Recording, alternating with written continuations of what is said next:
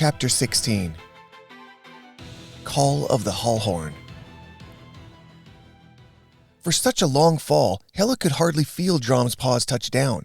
Considering the hound's size, he landed with the grace and elegance like no person could. And here they were, on the other side of the wall. The free side, the wild side. A land not under the Rāyin Empire's control, under their peace.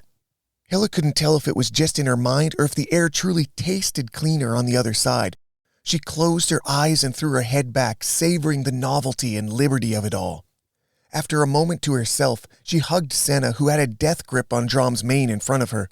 "We did it, Finn! We're out! Can you believe it? We're free from the Rāyins!" Tears of joy rolled down her face. She could feel Senna's body quivering, all the emotions of the past 2 days bubbling to the surface. Then they released. He'd been brave. Now she saw the 9-year-old boy she'd pulled through horror, danger, and death let down his barriers and just cry. Hela hugged him even harder. There was nothing she could say. His pain touched her own. It was catharsis of a kind few culled Thütans had ever known.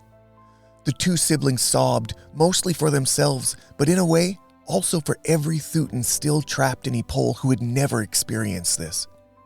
Skature walked Kartha up to the side of Drom and placed his hand on Hela's back, then patted Senna.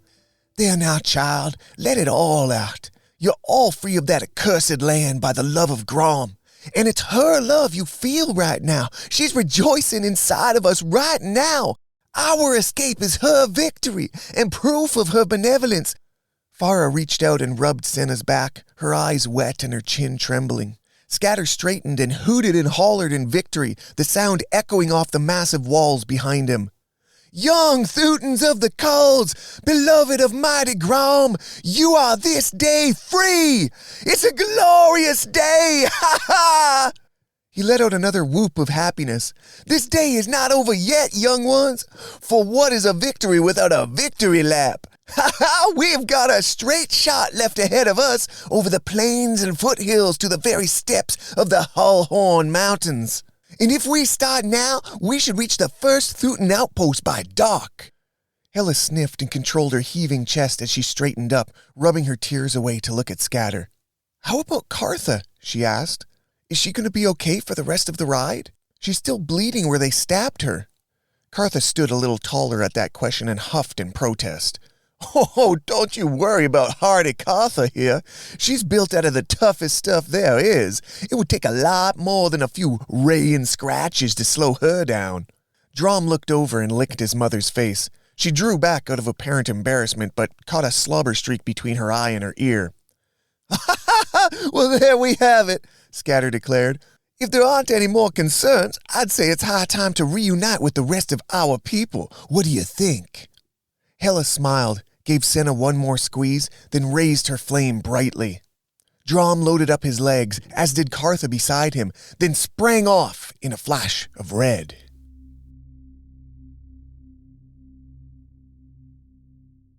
Each valley between the rolling foothills began to get darker and darker as the day progressed, the sun re-emerging with every crest of the speeding Hülhounds. Senna was curling in on Drom's mane under the arms of his sister, who was guiding the hound. "It's okay, Finn. You can sleep if you want to. I can hold you on Drom, it's no problem." Senna was already closing his eyes when she said it, but with his big sister's blessing, he drifted off to the cadence of Drom's footfalls. Hela then rode Drom up beside Kartha, who was leading the way. Looking over at Skature, Hela noticed that Farah had also gone to sleep in front of him. "How are you doing, little miss?" he asked. "Are you going to be able to stay awake for Drom and Senna's sake? We still got a while to ride." "I'm good, don't worry. I'm just excited to get to the Hülhorn." "As you should be. But since I have you here, maybe we could keep each other awake for the rest of the ride. You know, as the sun goes down, it'll get harder to keep your eyelids open otherwise." Hela smiled at his suggestion. Her mind had been spinning with thoughts about their destination since their escape. "Yeah, that sounds good. Hey, Skature, could you tell me about the outpost you said we're going to?" "Now, that is just a perfect story to keep us both alert," he said with a laugh. "Good question, my dear. I could tell you the name. It's called Staunt, but that wouldn't scratch the surface of why that's interesting." "Staunt," Hela murmured. Yeah, it holds deep significance in both the current and ancient Thütan story. But let's start with the name, Staunt. It comes from the old tongue meaning to stop or to prevent. And that's the most important aspect of both stories behind it. Do you remember when I explained to you why the Culls were named as such back in Ypres?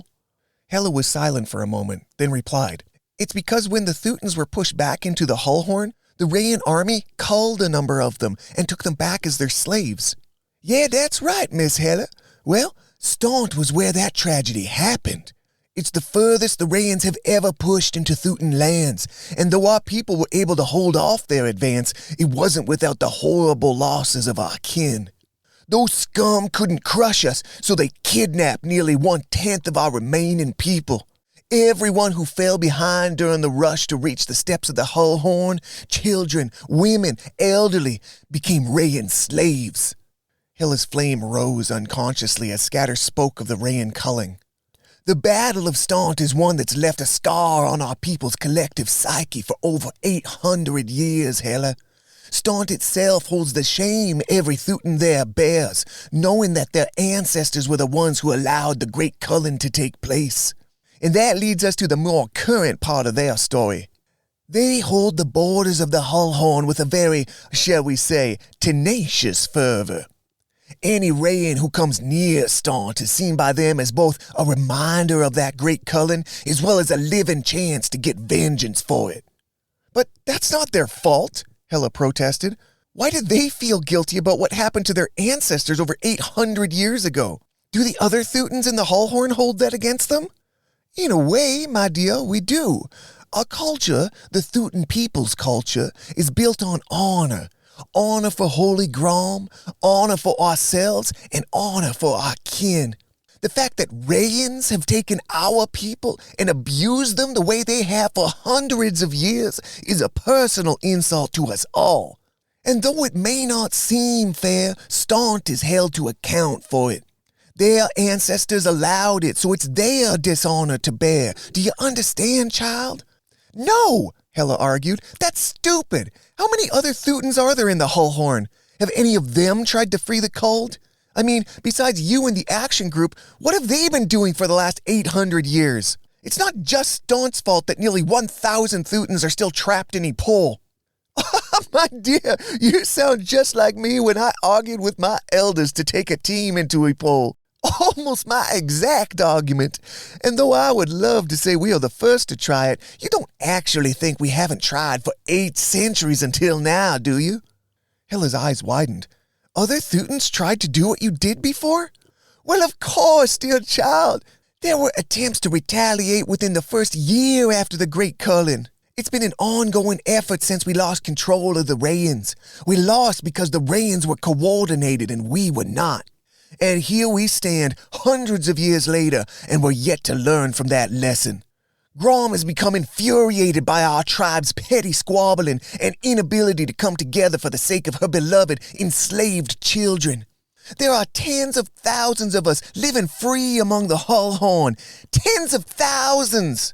But all broken up into villages and tribes that have become too content with their own daily lives to care about risking their comfort for war. A necessary war. Now it was Skature's flame that began to rise as he spoke. Miss Hela, Grom's love hasn't forgotten the Rāyin's unholy blasphemy. They spit on her name daily with every lash and strike leveled against her stolen children. No, our kind who harbor her unvanquished flame, those of us who truly hold it dearly inside us, cannot forget these insults, nor will we suffer them. The indignity, the humiliation, the contemptuous disrespect towards the sacred children of Grom. Skature's tone had shifted from his usual playful demeanor into something Hela hadn't witnessed before.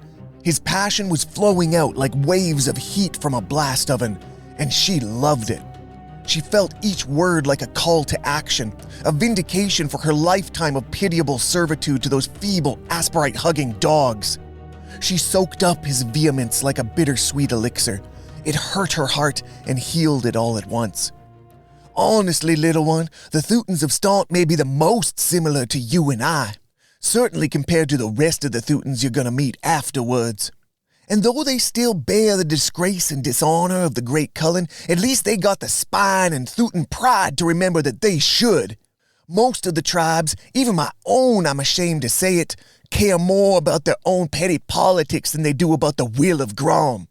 Just to find the team I pulled together for our infiltration mission, I had to seek out and beg the aid of all 13 tribes just to coddle together 3 capable warriors of the flame willing to risk everything for the sake of the cold.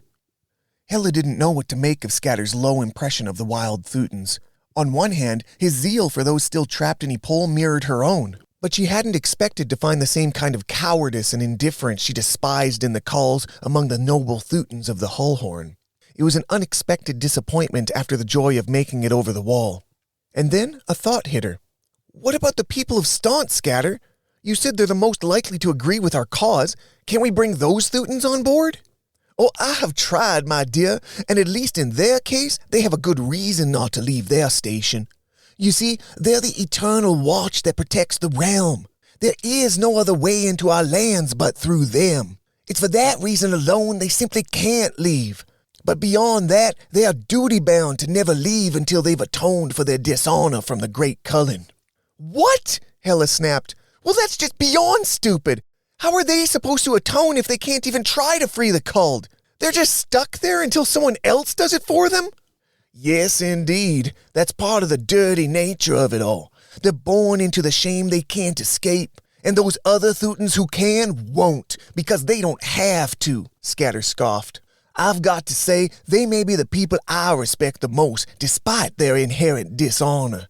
Because I truly believe they would attack Ypol if they could. There aren't enough Thütans I can confidently say that about. Hela pressed again. If they're supposed to stay put to defend the realm for eternity, who are they even defending it from? She queried. There aren't even any Rāyins out here. Oh, don't be so sure, little miss. We haven't seen any since the wall, sure, but they make occasional forays into the mountains from time to time. Someone in that Asperite hive of theirs seems to think they should keep trying to attack the Hülhorn. Can you imagine the gall? If I had to guess, it's probably due to their religious elites. Their politics seem to rely on them way too much. Just a ton of piety and hubris covered in cloaks and veils. Are they the ones doing that ceremony Carter was talking about? Oh, most definitely. Whatever that's about, I can assure you, the average military type doesn't care about that at all. But their whole culture is tied to them regardless. It's a truly confusing and nonsensical system if you ask me. The sun was now low enough on the horizon that only a glow remained.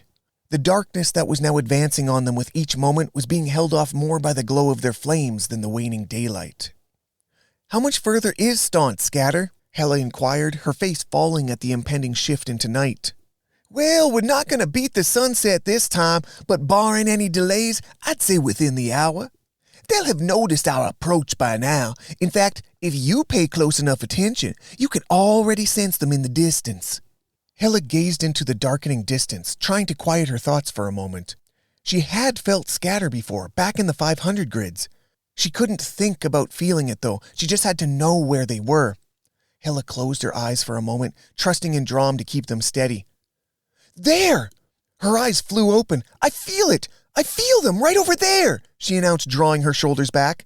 That's right, my dear. Those are our friends, our kin. Oh, I think you're going to like them, Miss Hela. Yes, sir. They get us, you and I, warriors, people of action and intention. Why, they crave what we bring, the sweet justice of vengeance. Ha ha! Skature's holler startled a sleeping Farah, but she quickly drifted back off with an annoyed look on her face. I can't wait to meet them, Skature, my people, my family. And they you, my dear girl. He stoked his flame a little brighter, pushing Cartha faster once again to take the lead of their 2-hound caravan. As night overtook the heavens above, the now familiar red glow brought comfort and anticipation to Hela as she followed her deliverer into the new lands ahead. The mountains appeared as black as a starless night sky once the escapees were closing in on the fortress outpost of Staunch. If it weren't for the glow of their flames, traversing the geography at night would be a perilous endeavor. But their glow lit the way more than enough for the Hullhounds who were born for this terrain. Suddenly, as if it sprung up in front of them, the gated walls of Staunt appeared, blocking their way. Skature rode Cartha up parallel to the massive doors and called out, "Crod, you old bat! Is this the way you welcome the most handsome Thütan in the Hülhorn?" After a moment of silence, a gruff voice barked back, "Skature, you filthy donkey! The most handsome Thütan is already up here, and you should be speaking more kindly to him if you want to get in." Skature threw back his head and roared with laughter at the pithy retort. "Oh, my deepest apologies, dear night rodent. You're indeed handsome for a bat." "Get in here so I can strangle you. Just let Cartha know it's all in jest before she tears my throat out." At that remark, the gigantic gates creaked open enough to allow them through in single file. "Follow me in, Miss Hella, and let me do the talking for now. Crod'll want to run down for me before he speaks to you." Hella had no problem with that. By the sound of the voice behind the gates, she'd rather Skature spoke instead of her.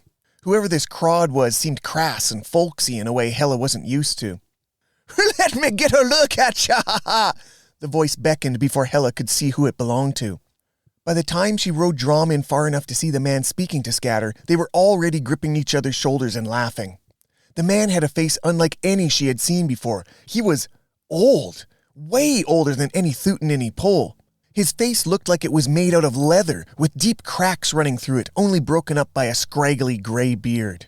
He had a slight hunch and seemed to favor one leg over the other, but Hella sensed the aura of his flame, and he was undeniably formidable. This was a battle-hardened Thütan warrior, without a doubt.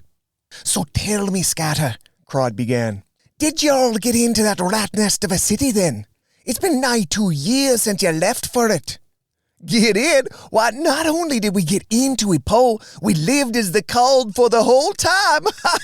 Meager and lowly. You'd have laughed for days to have seen it." "You did not. You're many a thing, Skature, but meager you ain't," Crod cackled.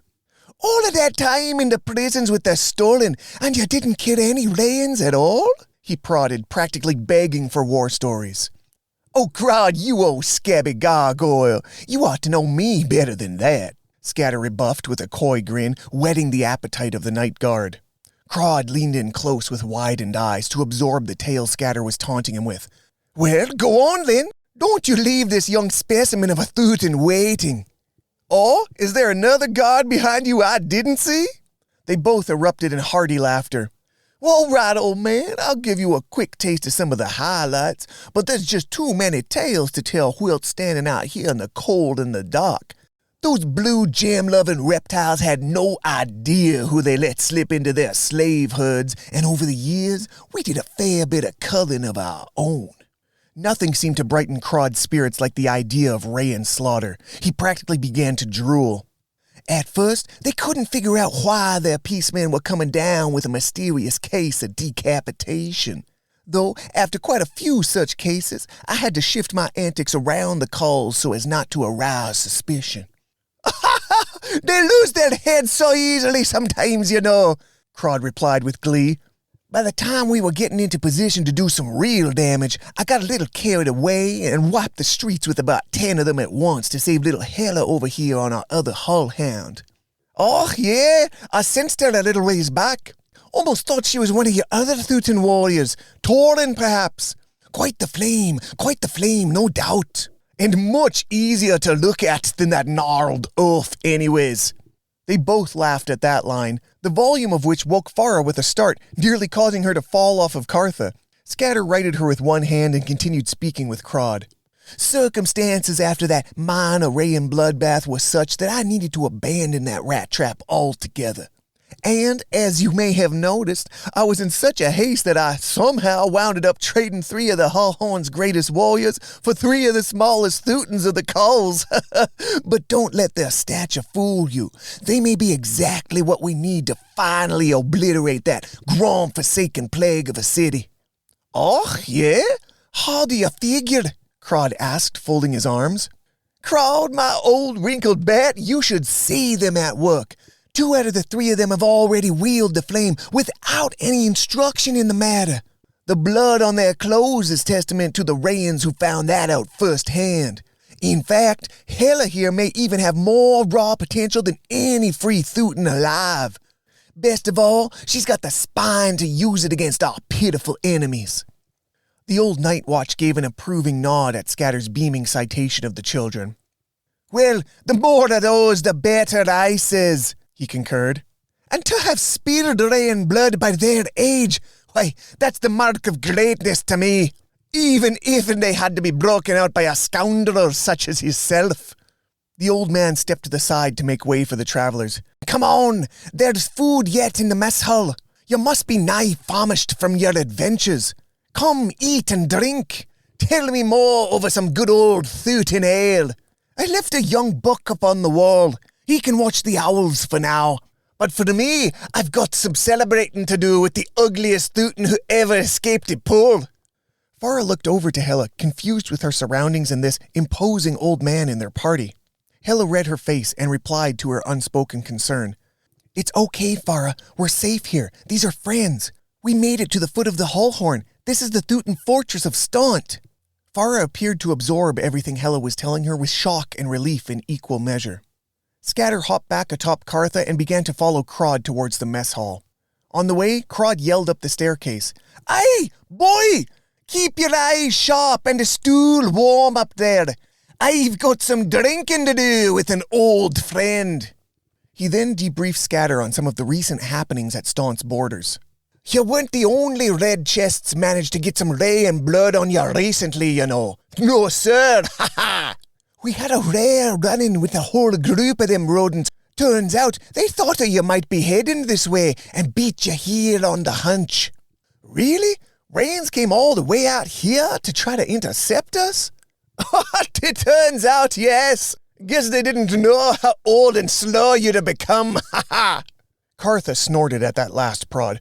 "Oh, settle your teeth, old beast. I'm happy they came. They gave us a real bit of sport, they did.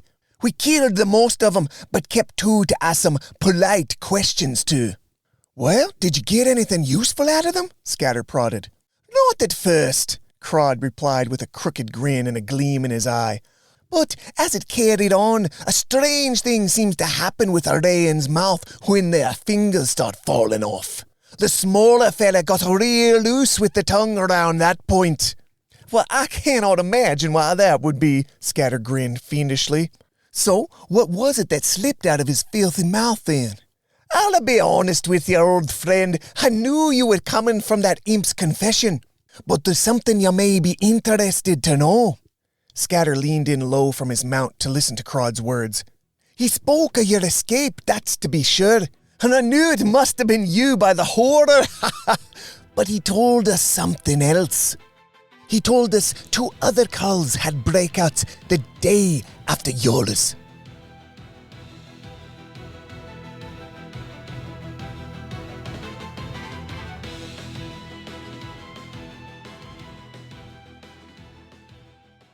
Musings of the Watchers.